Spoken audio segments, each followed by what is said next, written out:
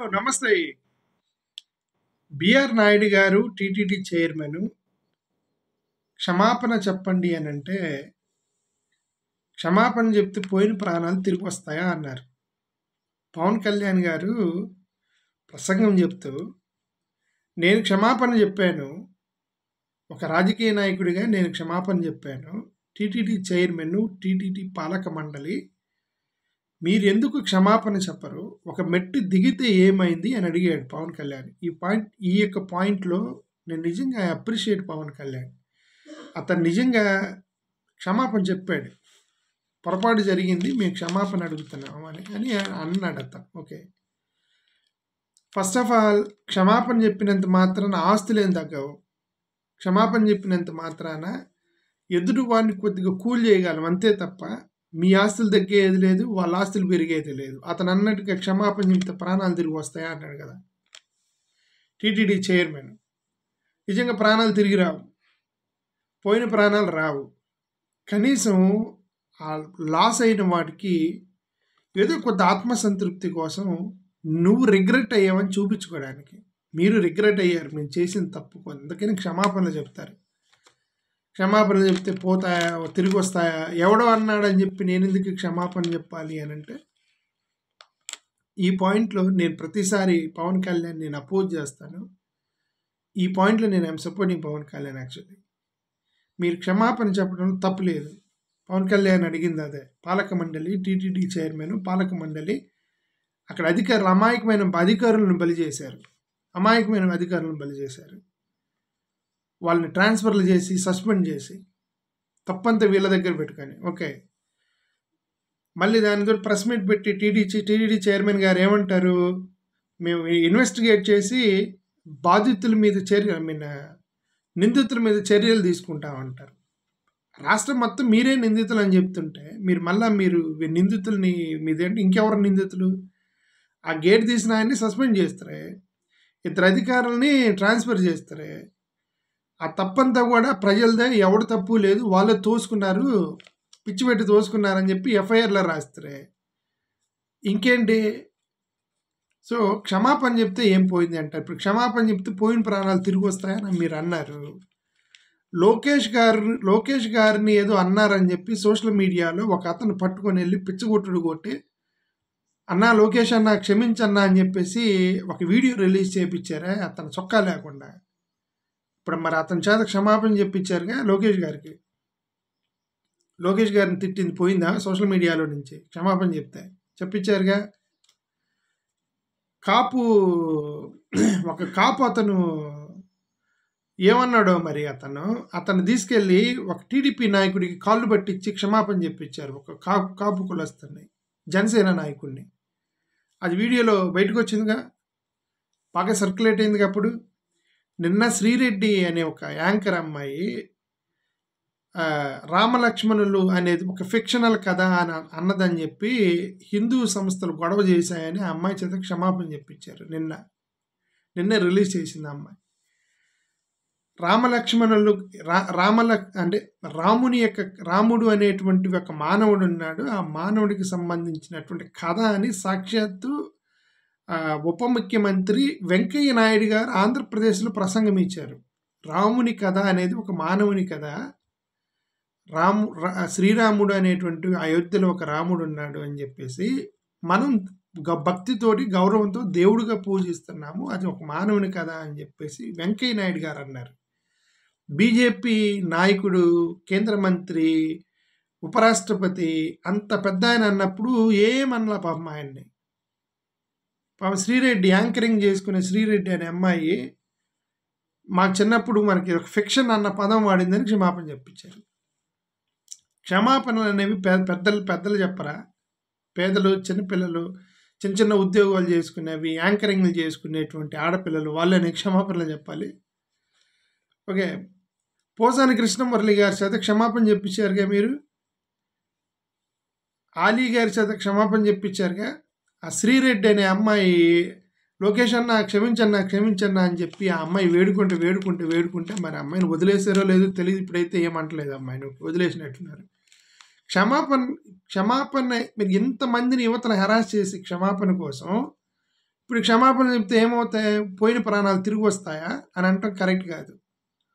Manipur chief minister Biren Singh జనవరి 1వ తారీఖున నూతన సంవత్సర శుభాకాంక్షలు తెలుపుతూ అతను రాష్ట్రం మొత్తానికి క్షమాపణ చెప్పాడు. BJP chief minister Biren Singh ఏమన్నాడు? మణిపూర్లో జరిగినటువంటి అల్లర్లకి ఒక ముఖ్యమంత్రిగా నేను బాధ్యత తీసుకొని రాష్ట్ర ప్రజల మొత్తానికి నేను క్షమాపణ అడుగుతున్నాను అని అతను కొంచెం సెన్సిబుల్గా క్షమాపణ చెప్పాడు. అతను చెప్పిన క్షమాపణ వల్ల పోయిన ప్రాణాలు తిరిగి రావు.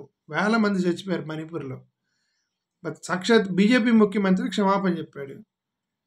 అట్లీస్ట్ టు కంఫర్ట్ రైట్, ప్రజలు పోయిన ప్రాణాలు తిరిగి రావు. బిఆర్ నాయుడు గారు ఎవరో అన్నారని చెప్పి నేను ఎందుకు క్షమాపణ చెప్పాలి, పోయిన ప్రాణాలు తిరిగి వస్తాయా అని అంటాం మాత్రం నిజంగా కరెక్ట్ కాదు. మంచిగా అనిపించలేదు ఆయన మాట అంటాం. బీజేపీ యూనియన్ మినిస్టరు శోభా అని ఒక ఆమె రామేశ్వరం, తమిళనాడు రామేశ్వరం కేఫేలో ఒక చిన్న బ్లాస్ట్ జరిగింది. ఎవరు చనిపోవాలి, చిన్న బ్లాస్ట్ జరిగింది. ఆ బ్లాస్ట్ జరిగితే ఈ శోభా అనే యూనియన్ మినిస్టరు రాడికల్ అనే పదం వాడిందంటే, రాడికల్ అనే ఒక పదం వాడింది. ఎవరిని? తమిళనాడులో, అది ముఖ్యంగా డిఎంకే గవర్నమెంట్ కాబట్టి డిఎంకే కార్యకర్తలను అంది, ఈ రాడికల్ యాక్టివిటీస్ ఏంటి మీ డిఎంకే వాళ్ళ చేత అని. ఆ తమిళనాడులో గొడవ అయితే ఆమె వచ్చి క్షమాపణ చెప్పింది, నేను క్షమించండి మిమ్మల్ని రాడికల్ అనాలని ఉద్దేశం నాకు లేదంది. ఓకే. నిర్మలా సీతారామన్ గారు అదే తమిళనాడులో బేకరీ ఒక అతను నిర్మలా సీతారామన్ గారిని డైరెక్ట్గా ప్రశ్న అడిగాడండి. ఒక ప్రశ్న అడిగాడు, మేడం మీరు బేకరీల మీద జిఎస్టీ వేస్తే ఎట్లా అని చెప్పేసి అందరి ముందు అడిగారని అతని చేత క్షమాపణ చెప్పించారే మీరు. క్షమాపణకున్న అంటే అదే చెప్తున్నా, చిన్న చిన్న బేకరీ వాళ్ళు, యాంకరింగ్ చేసుకునే శ్రీరెడ్డి లాంటి వాళ్ళు, పోసాని కృష్ణమురళి లాంటి చిన్న చిన్న వాళ్ళు, సినిమా వాళ్ళు, వీళ్ళ చేత క్షమాపణలు చెప్పిస్తారు తప్ప రాముని కథ మానవుని కథ అన్నటువంటి వెంకయ్యనాయుడు గారి చేత క్షమాపణ చెప్పరు, అడగరు. ఇవన్నీ పిట్ట కథలు అన్నటువంటి రామ్ గోపాల్ వర్మ గారిని ఏమనరు, చిన్న చిన్న వాళ్ళ మీద పడతారు అనమాట, మాలాంటి వాళ్ళ మీద పడతారు. ఓకే. ఇదేంటి దలైలామా క్షమాపణ చెప్పాడు. ఆయన పెద్ద మత గురువు. దలైలామా మీద పెద్ద టిబెట్ లాంటి ప్రాంతమే మొత్తం డిపెండ్ అయింది. చైనా లాంటి వాళ్ళు వచ్చి ఆయన కాలం ముందు పడతారు దలైలామా మీద. అతను ఒక చిన్న వీడియో, చిన్నపిల్లోడు వస్తే ఇది ఇట్లా ఏలు పెట్టి నాకు ఇచ్చాడండి. ఏలు చిన్నపిల్లోడు ఆ దలైలామా ఏలు నాకితే అది వీడియో సర్క్యులేట్ అయిందని అపాలజీ అడిగాడు ఆయన. అసలు ఇదంతా ఎందుకు? భారతదేశానికి సంబంధించిన ఒక 300 మంది ప్రజలు 102 సంవత్సరాల క్రితం ఒక షిప్ దాని పేరు ఏంటంటే కోమగాటోమారు అనేటువంటి షిప్పింగ్ ఏరియాలో భారతదేశానికి సంబంధించిన ఒక 300 ప్రజలకు ఇబ్బంది కలిగిందని 102 సంవత్సరాల తర్వాత మొన్న కెనడియన్ ప్రధానమంత్రి అఫీషియల్గా అపాలజీ చెప్పాడు. 102 సంవత్సరాల క్రితం జరిగినటువంటి దాని మీద నేను అపాలజీ చెప్తున్నానని. అది సంస్కారం. ఓకే. అరిజోనాలో ఇండియన్ కమ్యూనిటీకి సంబంధించిన చిన్నపిల్లలకి ఎడ్యుకేషన్ సరిగ్గా ఇవ్వట్లేదని మొన్న బిడెన్, అమెరికా అధ్యక్షుడు బిడెన్ తన అఫీషియల్గా అపాలజీ చెప్పాడు. ఇండియన్ స్కూలింగ్ బోర్డులో జరిగిన అక్రమాలకు సంబంధించి ఇండియన్ స్కూలింగ్ బోర్డులో చాలామంది చిన్నపిల్లలు చచ్చిపోయారని చెప్పి. ఓకే.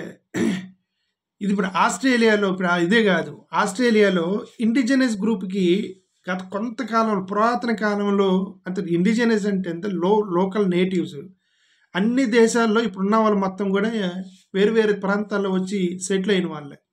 ఇక్కడ ఎవరో ఒకరు ఉంటారు లోకల్స్, ఆ లోకల్ని ఇబ్బంది పెట్టామని మన ఆస్ట్రేలియన్ పార్లమెంట్ అపాలజీ చెప్పింది. ఈ మాట చూస్తే భారతదేశ పార్లమెంటు భారతదేశ మహిళలకు ఎప్పుడో క్షమాపణ చెప్పి ఉండాలి. ఈ వేద పండితులు మొత్తం ఎవరైతే మహిళల మీద రాశారో, మహిళల యొక్క గౌరవాన్ని తగ్గిస్తూ వేదాలు రాశారో, వీళ్ళు మహిళలకి ఎప్పుడో క్షమాపణ చెప్పి ఉండాల్సింది. ఆ క్షమాపణ చెప్పకపోగా మీరు డిఫెండ్ చేసుకొని మీరు వాటి గురించి మాట్లాడిన వాళ్ళ మీద దాడులు చేస్తూ ఉండడం అనేది కరెక్ట్ కాదు. పోనీ ఇక్కడ 9 మంది చనిపోయారు. 10 మంది చనిపోయినప్పుడు ఆయన ఏముంది, ఒక చిన్న క్షమాపణ చెప్తే ఏమైంది? బిఆర్ నాయుడు గారికి ఎవరు ఆ చనిపోయిన మీ భక్తులకి ఎవరికి క్షమాపణ ఎవరికి చెప్తున్నారు? ఆ చనిపోయిన భక్తుల కుటుంబాలకి క్షమాపణ చెప్పాలి. ఎవరికి చెప్పాలండి? చనిపోయిన భక్తులే కదా! తిరుపతికి వచ్చిన భక్తులు. ఎంతో భక్తి ఉంటే గానీ ఏకాదశి రోజు గుడికి రారు. వాళ్ళకున్న భక్తిని మీరు మెజర్ చేయగలరా? మెజర్ చేయలేరు కదా! మరి ఆ కుటుంబాలకు క్షమాపణ చెప్పడం మీరు దాన్ని ఆనర్‌గా తీసుకోవాలి. గౌరవంగా తీసుకోవాలి. ఇట్లాంటి భక్తులు వచ్చి తిరుపతి గుడిలో చనిపోయారు భక్తి కోసం, దేవుడి కోసం. ఆళ్ళకి క్షమాపణ చెప్పడం ఏముంది అని పవన్ కళ్యాణ్ లాంటి వాడికి క్షమాపణ చెప్పినప్పుడు బీఆర్ నాయుడు గారు చెప్పడంలో తప్పే ఉంది. క్షమాపణ చెప్తే తిరిగొస్తారా? ఎవడో అన్నాడని చెప్పి నేను ఎందుకు చెప్పాలంటే కరెక్ట్ కాదు. అసలు అతను అనటం కూడా ఫస్ట్ ప్రెస్ మీట్ పెట్టి ఇది దైవ నిర్ణయం అన్నాడు. దైవ నిర్ణయం ఏందండి? మనుషులు చచ్చిపోతే దైవ నిర్ణయమా? దైవ నిర్ణయం వల్ల చనిపోయారా? అక్కడ జరిగిన ఆ లోటుపాట్లకి దేవుడు నిర్ణయించాడు. దైవ నిర్ణయం అది. మీరు వీఐపీ పేరుతోటి డబ్బులున్న వాళ్ళకి, వీఐపీలకి, రాజకీయ నాయకులకి ఫ్రీ ఎంట్రీ ఇస్తున్నారు. అది దైవ నిర్ణయమా? సాధారణ భక్తుల్ని లైన్ పెట్టి ఫ్రీ ఎంట్రీ ఇస్తున్నారు వీఐపీలకి. దైవ నిర్ణయమా? మీ నిర్ణయం అది? దైవ నిర్ణయం కాదు కదా! మీ నిర్ణయమే కదా వీఐపీ ట్రీట్మెంట్ అనేది. ప్రధానమంత్రి, ముఖ్యమంత్రి లాంటి వాళ్ళు వస్తే వెనక స్పెషల్ ట్రీట్మెంట్ సెక్యూరిటీతో లోపల పంపిస్తున్నారు. దైవ నిర్ణయం కాదు కదా అది. మన నిర్ణయం కదా అది. వీఐపీలకి గౌరవం ఇవ్వాలని. అక్కడ అన్ని అలాగే అక్కడ చనిపోయిన తోపులాటికి దైవ నిర్ణయం కాదు, మనుషుల తప్పిదం అది. మనుషుల తప్పిదం వల్ల చనిపోయారు అక్కడ. దాన్ని మీరు దైవ నిర్ణయం అంటే టీటీడీ చైర్మన్ కరెక్ట్ కాదు కదా. ఓకే, ప్రతిదానికి దైవ నిర్ణయం అంటే ఇంక మనమేమంటే టికెట్లు ఆన్లైన్లో అమ్ముతున్నారు. దైవ నిర్ణయం కాదు కదా, అది మనం పెట్టుకున్న టెక్నాలజీ అది. Thank you.